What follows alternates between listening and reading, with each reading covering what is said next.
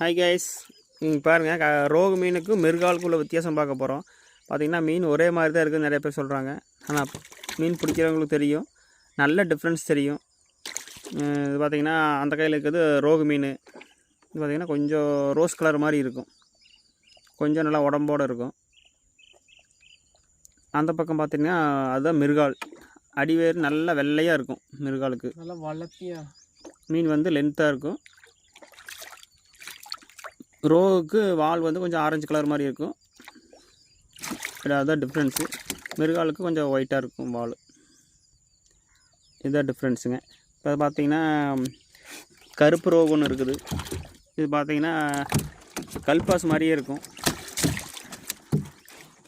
ஆனால் இது கல்பாஸ் இல்லை, ரோகு தான். நல்லா கருகருன்னு இருக்கும்.